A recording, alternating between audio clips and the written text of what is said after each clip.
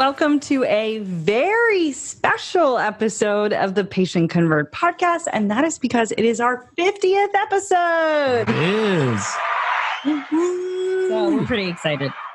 So this episode is going to kick off a healthcare marketing series that we're going to be featuring here on the podcast with my co-host and some special guests. But today's topic is med spa marketing. We're going to be talking, as Kelly said, through a series. Some will have guest specialists. Some will just be Kelly and I. But we really want to focus on a lot of different subspecialties because there's nuances in them. While there's a lot of principles that remain the same, we want to talk to specifics that work really well in each of those, whether it's paid advertising or SEO or reputation, all of that stuff. So really excited. They're not going to be all in a row, but yeah, tune in and we'll more than likely be covering your specialty at some point. And we are looking for guests for each of the specialties as they come about. But I'm excited about today's topic. It's a space in aesthetics that we have worked a lot in, so we're extremely familiar with it.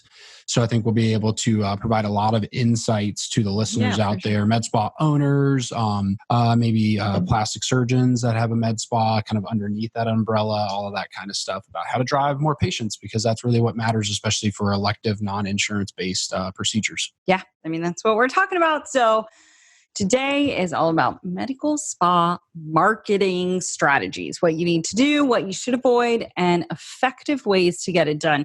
I'll also mention a little bit, not only from the provider perspective of some of this marketing, but how a staff too can support the marketing. Yeah, absolutely. So getting started, we're going to go through kind of a couple different things that are really, really critical. First and foremost, it's probably one of the things I think med spas spend the most time at and probably fail the most consistently at, and that is social media, what platforms, how to build engagement, and how to create content. So that could and should be, and I'm sure as a med spa owner, see a lot of people out there having tremendous success because the procedures you offer in nature warrant themselves to a lot of visuals, before and afters, patient stories, all of that kind of stuff. So that warrants huge potential in terms of success on social media. So let's talk about a little bit of the platforms of choice, because I think that's important to make sure that you're focusing on the right platforms. And then we'll kind of talk about some of the engagement, growth, and content stuff.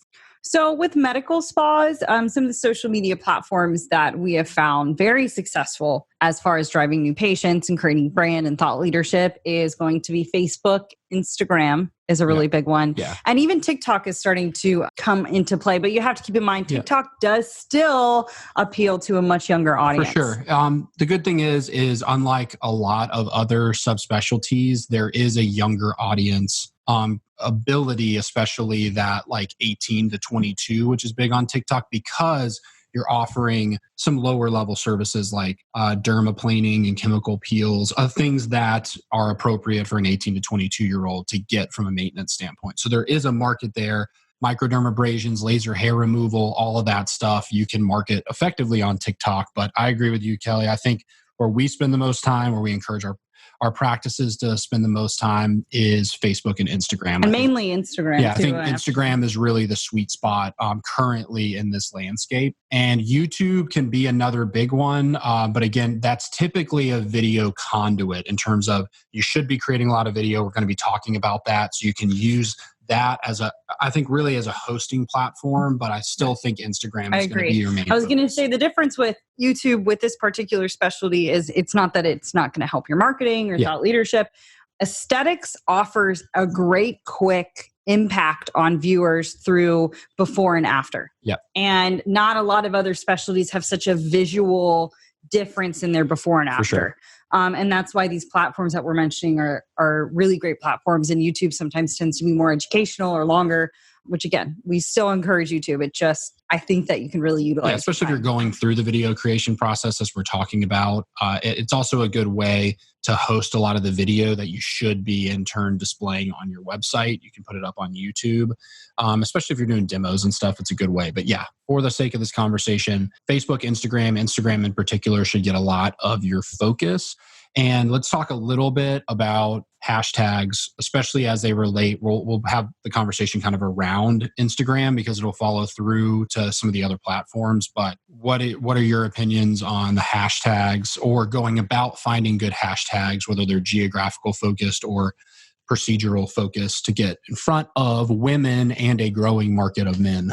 So hashtags are really important, believe it or not, they do serve a purpose, and in a very important purpose.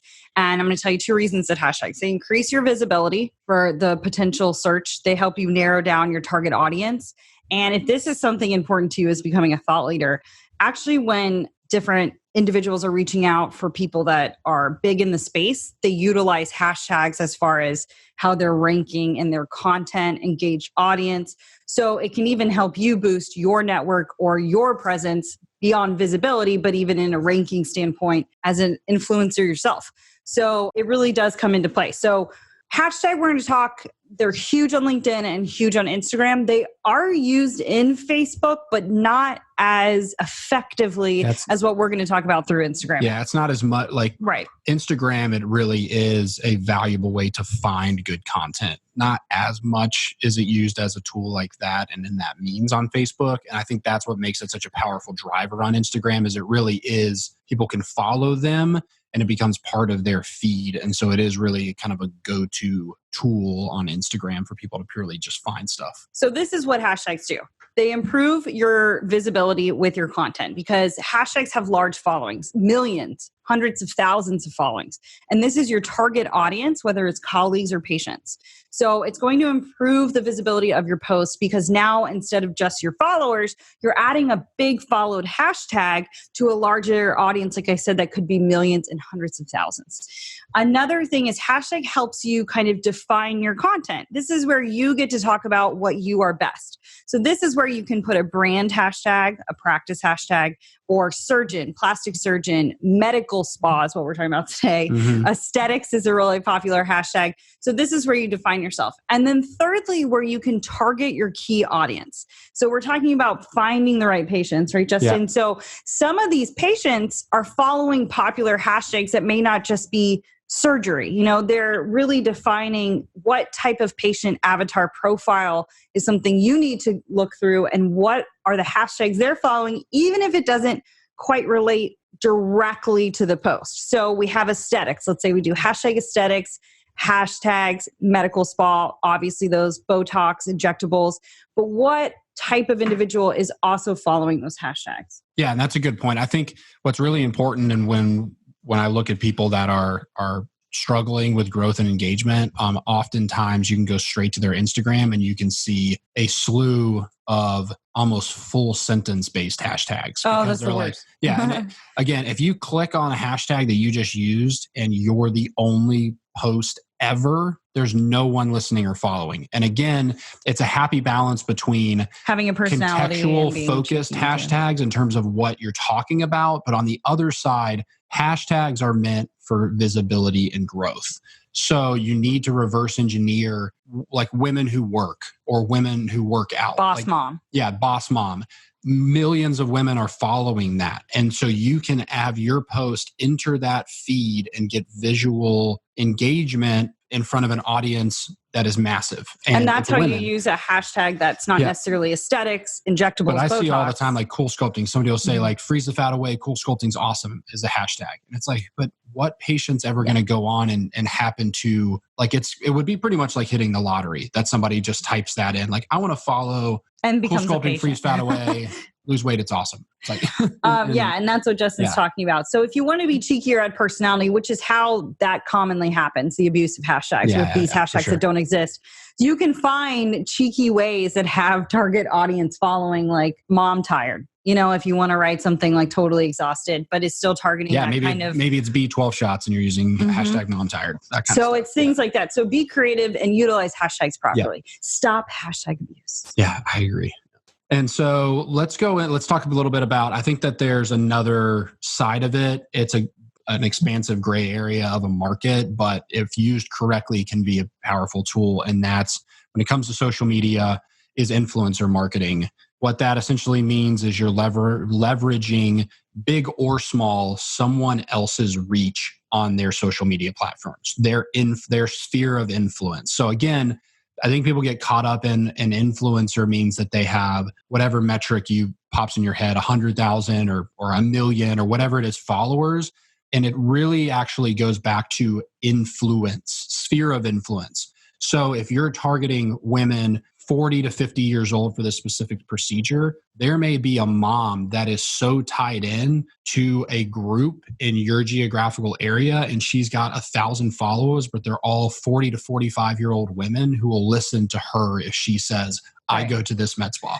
And so that's what's really more important is the sphere of influence, is the network and the value that's inside of that network, and less about they've got 1 million followers, so I'll get the warm and fuzzies if I get 10,000 likes. Yeah, remember what's important. Now, if you have to set goals with influencer marketing. Exactly. There's macro and micro influencers. Yeah, and be realistic about it. And sometimes micro is the better option based on geographical location. And what Justin just talked about, they could be someone with a very large audience that's perfect for you in that area, but only have a certain amount of numbers. Yeah. Pay attention with influencer marketing. What are they pushing on their network? Yeah. Who is their network? You can look at vanity numbers.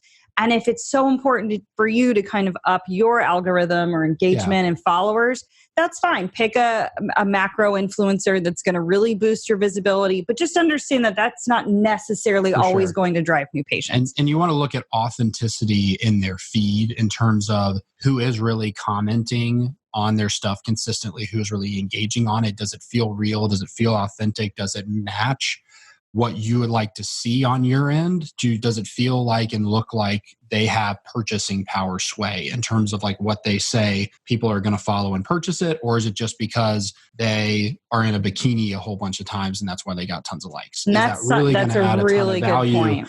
And that's what I think is really, again, important to focus on is what do you, want out of your post or your engagement with an influencer? And that is what's really critical in terms of positioning of who you engage with. But again, there's two big reasons to go the influencer route where the value can lie is you're reaching a new audience through that influencer. And the other side is obviously out of it, especially if it's genuine, you're getting a kind of social proof patient testimonial out of it about their experience at the med spa.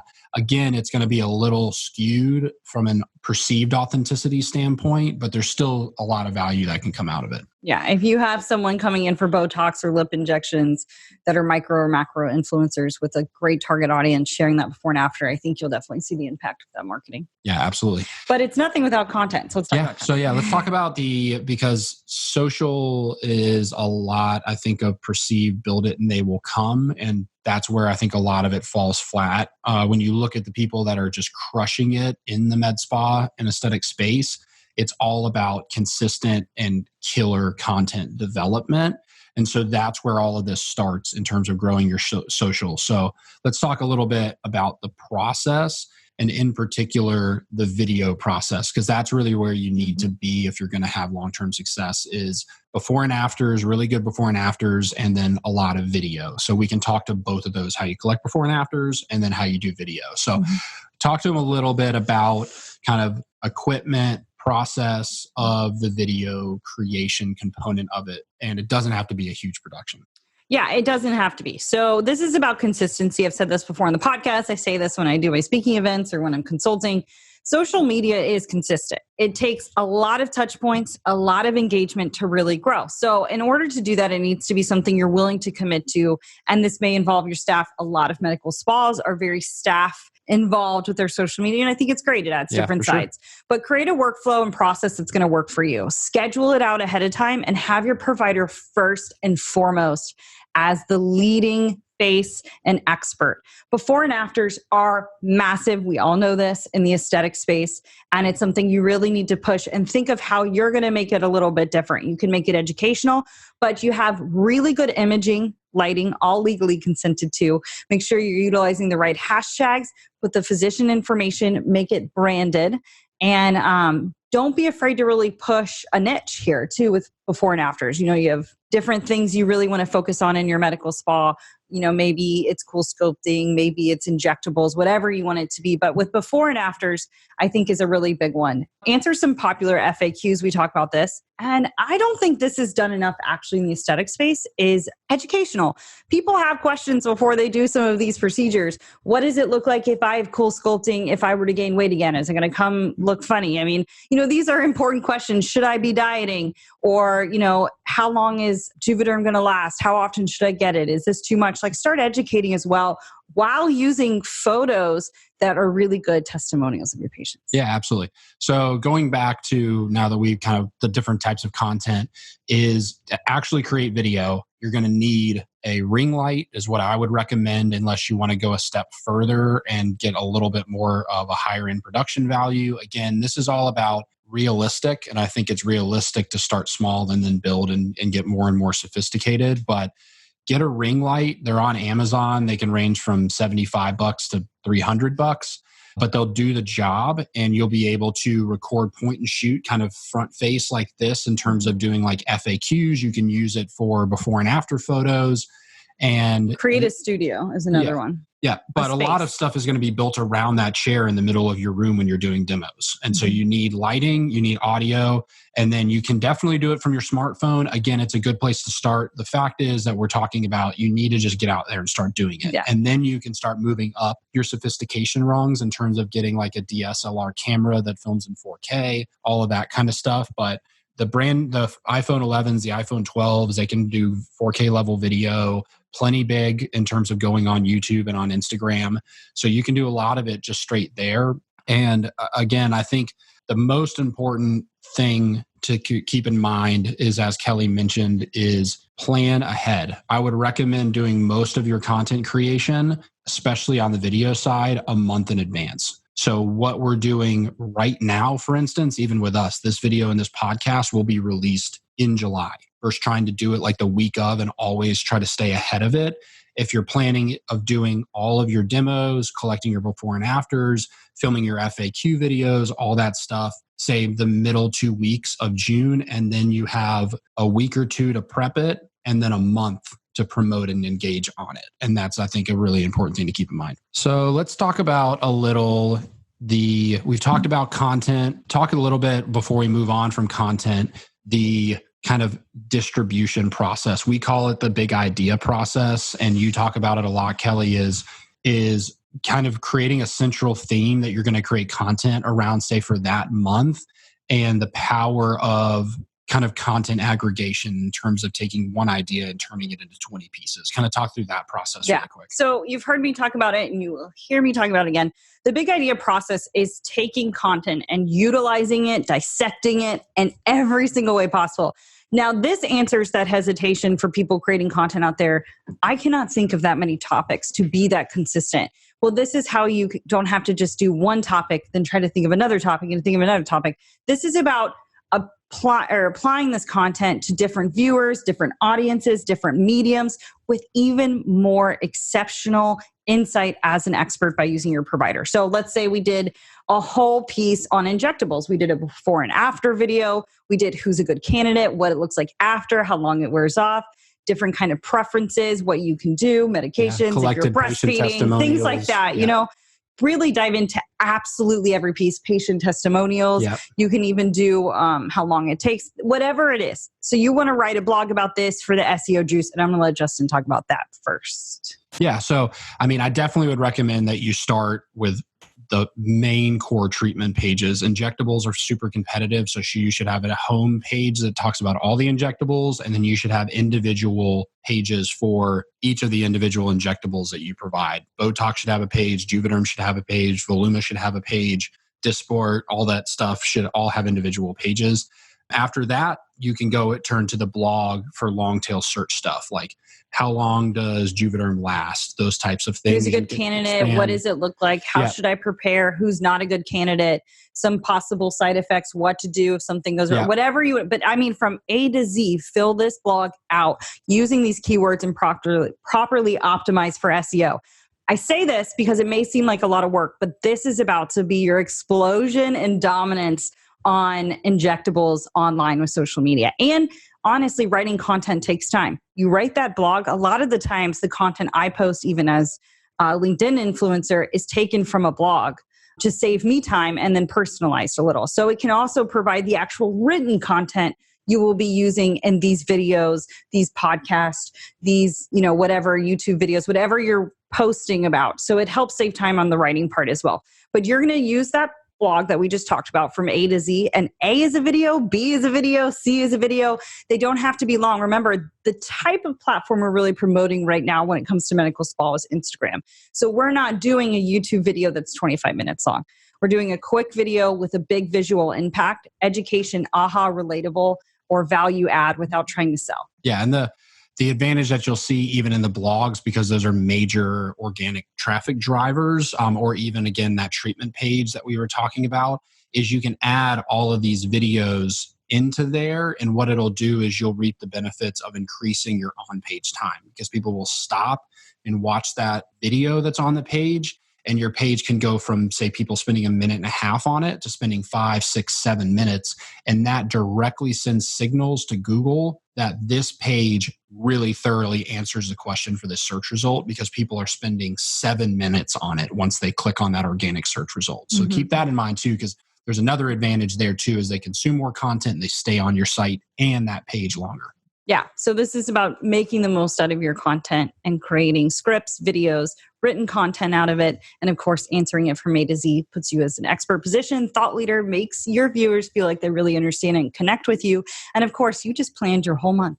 Yeah, exactly. And before we move on to kind of the next topic, is we actually just had a podcast with a urologist that is an exceptional content creator.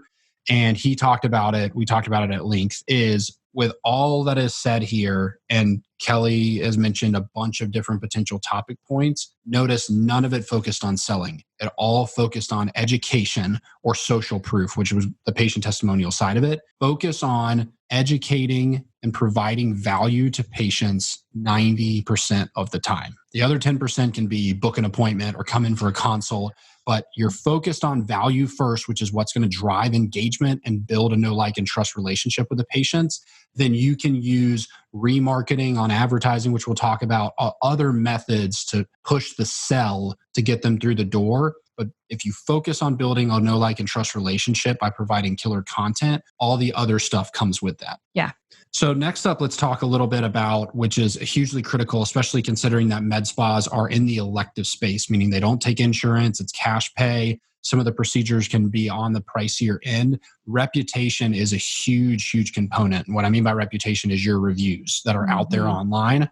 And it's why it's so critical for medical spas to be really focused on building and protecting their reputation proactively. Yeah. Reputation is important. Sure. I mean, I'm certainly not going to go get injectables or Botox or any procedure done that doesn't have a good reputation, or little to none, which is something we talk about a lot. Yeah. There's bad reputation and then there's no reputation, which to me is bad reputation. Yeah, because your competition has 5 stars and 170 reviews. You have 5 stars and 15, probably going to go to your competitor because I know that it's a little bit more of a proven method. They're probably going to share more experiences. And I personally, I don't know about you, Justin, I always check negative reviews just because I want to kind of feel the room as far as, are they complaining about things that are out of a provider's service, treatment, or control? And what is the overall negative response? But when there's 3 negative reviews and 120 positive reviews about their experience, I mean, it's a no-brainer, right? Yeah, for sure. Most consumers are smart enough now for bad reviews. You can always read a bad review and be like, I bet that person sends their steak back 8 times at a restaurant. And that's the point of, but that's the point of positive reviews. Yeah. I mean, I won't check negative reviews for a completely negative rated physician. And that's the difference when we talked about any negative reviews. So if a physician has a 3-point, this is true. I don't know if you're the same way, and I think viewers are too.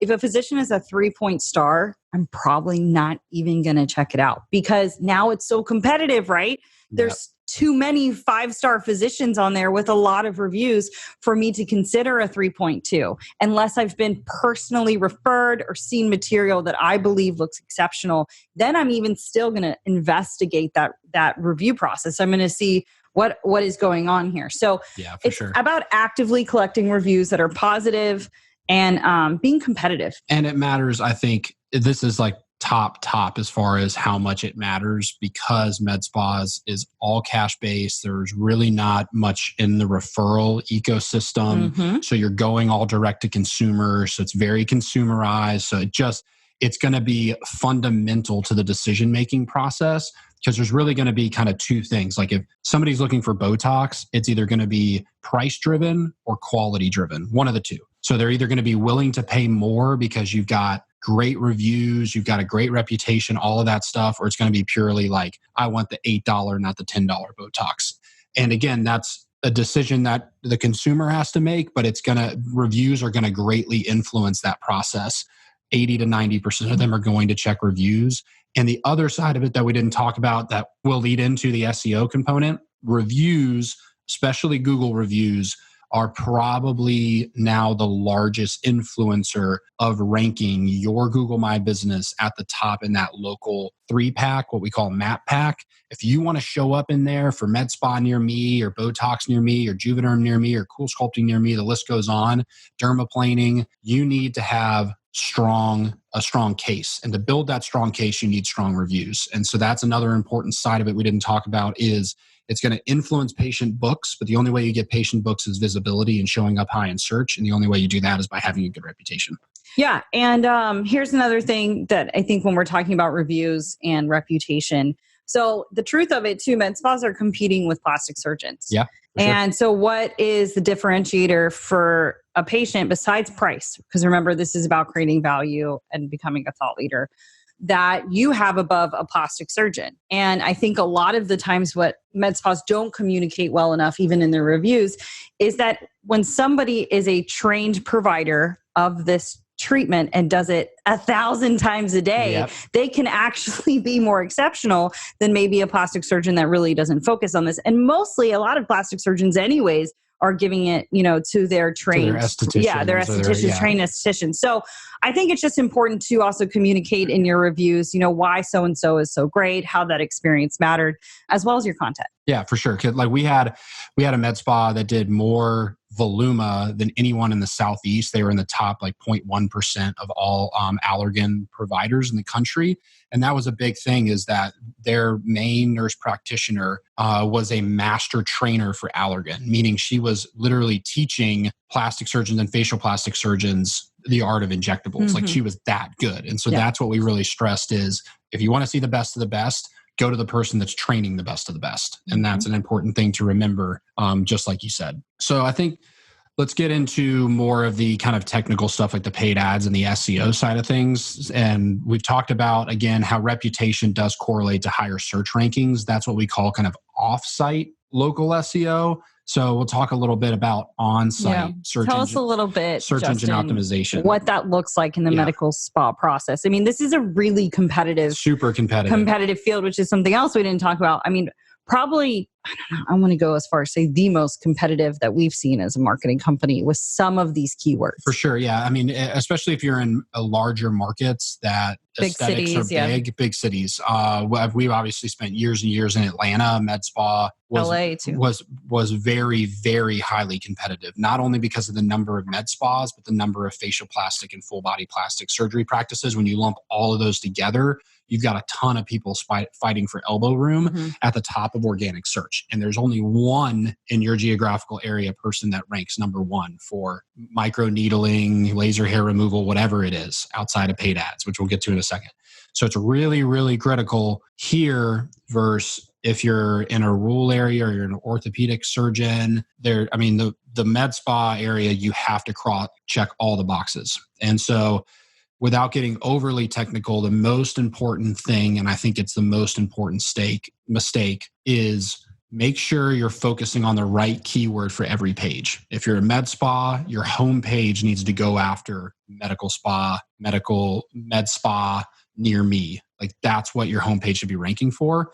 And then use your treatments pages, cool sculpting, microneedling, whatever it is, to rank for each of those conditions. I think all too often we see people try to be too many things on their homepage, and it ends up just everything falling flat. You're pulling away from your treatment pages. You're not getting the value out of your homepage, all of that. So focus on homepage ranks for who you are. Who are you? You're a med spa. And your treatment pages rank for what do you do? I do cool sculpting. I do Botox. I do Juvederm. I do all of these different things that you provide. And again, the more competitive your market, the more thorough those pages need to be. And I'm talking Botox. If you want to rank, it's probably going to need to take it's going to take 1,000 words. You're going to have to answer, like Kelly was just talking about, all of the information, lots of FAQs, all of that stuff to even really have a fighting chance to rank well for that. Essentially everything that Google suggests has on the word Botox needs to be for in real. this blog. That's what I would recommend. Well, not even a blog. This is a treatment page in your page. main menu where it says injectables and they click on Botox. It is that service page. You can write supporting blogs, which is good, but the cornerstone piece of content that you're trying to rank is your treatment needs to be a treatment page. Yep. And then with all of that said, the other important consideration is if you are multi-location, your geographical rankings are going to be driven by your individual location pages. So that's really important. If you have more than one location, you need an individual page for each individual location you have, because that's how you're going to win the near me searches in those markets. Mm-hmm. So again, to kind of reiterate, make sure that you're not killing yourself by trying to rank the wrong pages for the wrong things or too many things. So get really clear on which keyword you want each page on your website to rank for. And if you want to rank for it, you need a page for it. And what I mean by that is if you want to rank for Botox, you need a really thorough page for Botox. You can't just list it on a services or list it on an injectables or fillers page and call it a day. So I think that's my little soapbox for SEO, but it's really important because it's super important. You can drive, and we've seen it time and again with as many med spas as we worked with in large markets, you can drive literally thousands of potential patients and hundreds of thousands of dollars just in organic search. But on top of that, it leads us into the next topic is when you rank well on organic search, it allows you to remarket those people through paid advertising. And so that'll lead us to kind of the next topic on paid advertising and how you can use paid advertising and you don't have to waste a bunch of money doing it if you do it the right way. And I think talk to them a little bit, Kelly, because it kind of is in the same exact bucket as organic social media is the difference between a hard ask. People go after a hard ask too often. Yeah. Well, I think there's two things with paid advertising and social media. The best part about social media is I love the way they can make it more native to the platform. So I think in the past, it used to be really obvious this is an advertisement. Yeah. Not that people don't know it's an advertisement, but they've been able to promote some of your advertising in a more native way where it feels like it's part of your feed. Okay. So we want to go off that idea. So when it says flash sale, 50% off Botox, that's not what we're talking about. Because they've created a platform where it feels like it's part of your feed, it's a really good idea to warm them up to you, to who your medical spa is. You want to add value to this, kind of reel them in, educate them on what you provide. So try to avoid that hard sale and go off what these social media platforms are trying to offer as far as a home feed. So when you're on your home feed and you're learning or educating, you like videos or content that you can relate to, that give you an aha moment or that you find value from, or fun things you can engage and interact with.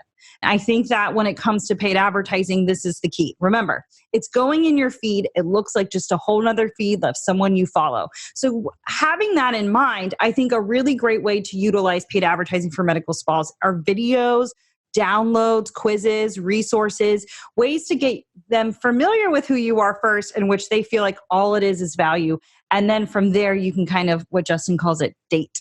Yeah, exactly. I think one of the biggest mistakes that we see in advertising is trying to marry before you date, especially social advertising. Search is different. Google search ads are based on search intent and bidding on keywords. What's fantastic about that is, from a buyer standpoint, a potential patient, that they've got some level, because they're out there proactively searching on Google for like, how much does Botox cost or whatever it may be. So they've identified themselves as even a semi-warm, and they're the ones that are going out there and searching. And so it's great there. You have to keep in mind, a lot of the stuff going back to SEO is highly competitive in larger markets. So it can be expensive to go after very broad match keywords, like just trying to rank at the top of every search for Botox. So you need to be really specific about what you're trying to show up for on the search side. Going back to what Kelly was saying on the social side, I think the biggest mistake in social is if you look at how social presents its ads. Social media dark post, right? Is you're putting an ad in front of someone's face. Mm-hmm. So you're like, look at this, look at this, look at this. For search, they're going and searching, seeing it, and clicking on it. Yeah, that's a good. So you have to use that to your advantage, meaning the big mistake people make on social is they go after hard ask, just straight out of the gate, like book an appointment with us. Mm-hmm. It's like, well, I don't even know who you are. They go straight after marriage versus ever dating. And that's where what Kelly was saying, you need to warm them up. And you do that through promoting a Facebook Live. You do that by offering some value, whether it's a downloadable or it's a quiz or it's 10 of the most popular skincare techniques that make you, that help resist aging. Yeah, or a quiz, like is Cool Sculpting right for me? Like, and they can take a quiz about it and then they're interested. And that is a great way to engage them with a very low barrier to entry. They don't feel like they have to make a yes or no decision between booking an appointment or not.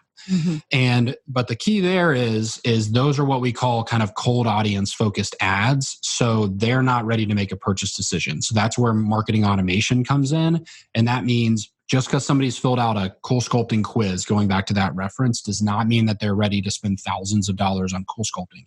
So you need to put them in an email nurture sequence to warm them up and build a know, like, and trust relationship and get them ultimately through. And when he's saying email nurture sequence, he's not saying now that they filled out the form, you send them the deals that you have that week in Cool Sculpting. He's saying create something that is educational, again, value-based, to warm them up a few more times so that you can figure out, are they really the right candidate? And also be aware that people will unsubscribe. And that's a good thing. Let me tell you, because you're defining who is going to become a patient and pay you for your services. So let them unsubscribe. That means they're not a fit. Exactly. Yeah, 100%. And the other side, so you've got kind of your cold funnel, which needs to focus at the top of the funnel on door openers, value-based stuff, downloadables, quizzes, maybe some of those killer blog posts and patient testimonial videos, the soft introduction to who we are, and then you get them into a nurture sequence. The other side, which is always 99.9% of the time with all of our experience, the cheapest in terms of getting appointments booked, is your warm audience. And that is where it's really valuable to build an organic social following and engagement through the content we talked about earlier and the organic traffic through the SEO stuff we talked about. Because both of those audiences, you can remarket them using social ads or display ads. And that means that they're already familiar with your brand. They've liked posts on your social media. They've commented on your social media. They've typed in an organic search, Botox costs near me, went on your website and read about it, and then you can remarket them. Well, and I'm just piggybacking, absolutely, Justin, piggybacking on that. And you mentioned this, but I don't think we really defined it because we keep using the examples of injectables and Botox. But like, just because you have an advertisement for Botox, don't put them in a funnel for veins. Yeah. So you have to, the important here is that you're trying to drive patients through the door. Get really super specific with these paid ads so that you understand what type of audience you have warmed up to. And we said, date them, educate them, provide value. Just because they're interested in injectables doesn't mean that they're going to want to know veins. And so remember the type of audience and how you're using those paid ads, because you can get an unsubscribe from somebody who really is probably more of a candidate for injectables if the next 4 emails are all about veins. Yeah, for sure. Absolutely. And then you've lost a potential And patient. That's a good point with retargeting too, is the retargeting, you can get really, really specific with the way that the tracking apparatuses work for, again, going back to say Facebook as an example, where you can deliver a cost-based like money-saving promotional ad to somebody that visited the Juvederm page. So bam, all of a sudden in their feed is $150 off of Juvederm. But you shouldn't have delivered that to them first, potentially. Yeah. Maybe it was, again, some of the value-based content, or they were searching and did some research on the Juvederm page. They found you organically, and then you serve them up with an immediate decision-making style ad. But again, that was delivered to somebody who was very warm. Mm-hmm. So with all of that said, as we're kind of, and then I guess the one other thing I didn't mention about email is I do recommend having a monthly newsletter for med spas. Is you want to keep a touch point on your whole entire patient base.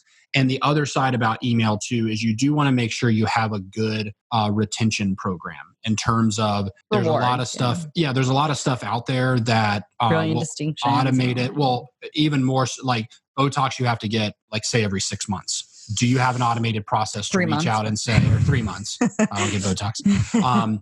Every 3 months, do you have an automated process that actually reaches out to the patient and reminds them to get their Botox? Yeah. Because if you don't, like we just did a report for a med spa that's a newer client of ours, and they ran a report for patients from 6 months to 18 months that had not been in the practice, and it maxed out at 1,000. Now, if you can get 10% of those people to start showing up again, that is a massive, massive found revenue that you didn't have to go out and spend money on paid advertising, on organic social media, on content, none of it. You simply just got old patients back through the door. And define your goal with that. That's a good point, because I have worked for a medical spa clinic back in my day where they did a Botox promotion every 3 months. So here's the thing about that. That works. Patients came back, but the same exact patients came back to redo their Botox. And so there wasn't a huge uptick, in new patients or even revenue.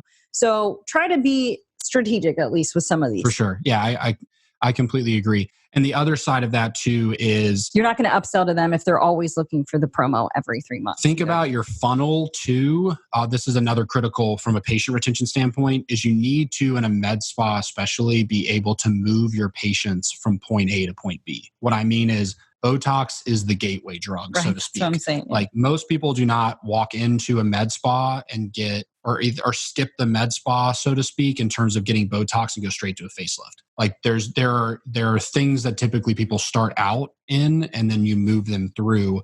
And that number, like say moving Botox to filler patients, the goal typically is the 40 to 50% range. 40 to 50% of patients that get Botox, ideally in your med spa in terms of numbers, you should be moving them to fillers. And so if you're way below that, like you're at 15%, you're missing potentially up to 35% revenue generation. Big numbers. Especially in fillers, of moving Botox patients to filler patients. And so make sure, again, you have an email automation process to educate them on why they should add fillers to their Botox regimen. Okay, well, let's wrap it up with a really important, maybe the most important part. So we told you what you need to be doing, but it's all for naught if we are not tracking if it is working or how it's working, who it's targeting, and where we can improve. So not only does tracking tell you if your marketing's working, but it can also help us really, really make the most of our marketing efforts. So Justin, take it away. Yeah, so tracking is, as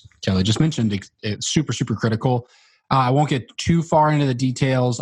Google Analytics is a must. You need that up on your website. It's how you track all of your website traffic. It's how you track goals. Google Analytics 4 is now called conversions, but essentially you can track like all of your form fills, you can track events, you can track call tracking, which we'll talk about in a second, all through Google Analytics. So I would highly recommend that you get Google Analytics as a must. Google Search Console is another free tool Google provides that will help track your organic success. Again, all these are free tools. And then I'd say call tracking is probably the biggest overlooked thing. Yeah. There's a ton. There's call metrics, call rail. If you just go on and look at call tracking software, there's a ton of different options out there. Why I say that is if you're not tracking your calls, you're missing 50% or more of your data potentially, and it'll tell you where your calls being generated from. Are they from Google My Business? Are they from organic search? Are they from social media traffic? Are they from direct traffic? And this matters because you're kind of deciding where you're going to put the most bang in your buck. For sure. Or even departments that are managing different things or agencies. So Justin gave you some really easy and quick examples how you can start tracking. And then we have a podcast about what to track. So you guys should check that out. Yeah, we do. Yeah, we have another podcast about what to track. So make sure go look at some of our previous episodes. We talked about tracking on multiple occasions in great detail. But I'd say track your form fills in terms of goal conversions and track your calls as goal conversions. I would recommend setting your calls for a minute or more because otherwise you're going to get a bunch of vanity metrics of people calling in and hanging up or call lasts for 15 seconds, that kind of stuff. So Yeah, so that is the med spa marketing strategies that we highly recommend and that we use day in and day out for our clients to great success. Obviously, if you're listening to this and you're a med spa owner looking to really ratchet up your growth to end out this year or just kind of in the future grow, reach out to Kelly or I, either on LinkedIn or on entropy.com, and we are more than happy to help. We've got tons of experience in this space. Thanks for listening as always. And mention this podcast. Thank you for listening to today's latest episode of the Patient Convert podcast. Don't forget to subscribe and review on your favorite podcast platform. We are on Apple, iTunes, Google, Stitcher, and Spotify, or you can sign up to receive the latest episode via email. Just check it out on my agency website or my personal website. And if you are looking for more amazing healthcare marketing information or just to engage, check us out at entropy.com. And for any of my amazing physician liaisons out there interested in growing their physician referrals or learning the strategies that it takes to build highly engaged physician referral networks, check out my website, kellyknott.com, where I have free webinars, free downloads, and of course, my online physician liaison training course, Physician Liaison University. And as always, I'm a huge believer in connecting, engaging, and supporting one another. And the best way we can do that is networking. And I always connect with you guys on social media. And one of my biggest social media platforms is LinkedIn. So feel free to connect with me there on LinkedIn or Instagram or Twitter at Kelly Knott. And thank you guys again for listening to the Patient Convert podcast with your host, Kelly Knott.